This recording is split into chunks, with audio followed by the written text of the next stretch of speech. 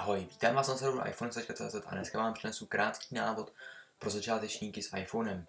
Ukážeme se totiž, jak přihlásit mail od seznamu do vašeho iPhoneu. Otevřeme si nastavení, přijdeme do kolonky pošta a kalendáře, otevřeme si přidat účet a klikneme na jiný. Nyní dáme přidat poštovní účet. Kolonky jméno samozřejmě napíšeme vaše jméno či jméno, pod kterým se to vystupá v e-mailu. Do kolonky e-mail napíšeme e-mailovou adresu s doménou @seznam.cz samozřejmě, či email.cz, záleží na to, kterou jste si vybrali. Poté vyplníme heslo a klikneme na dále. Účet se nám bude chvilku vyhledávat. Poté přejdeme do kolonky server příchozí pošty, kam vyplníme imap.seznam.cz. Jedná se vlastně o server, který nám bude stahovat poštu přímo od seznamu. Jako uživatel vyplníme vaši e-mailovou adresu. To znamená, my jsme použili iPhonista.cz/seznam.cz, takže budeme používat jako přihlašovací jméno uživatele.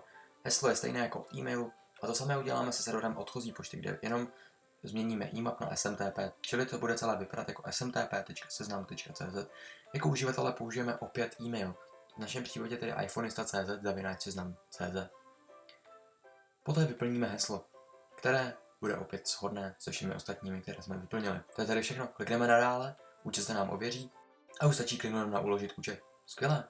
A máte přidaný účet od seznamu ve vašem iPhoneu. To nebylo tak těžké, víte? Pro iPhone.cz Michal Hulván.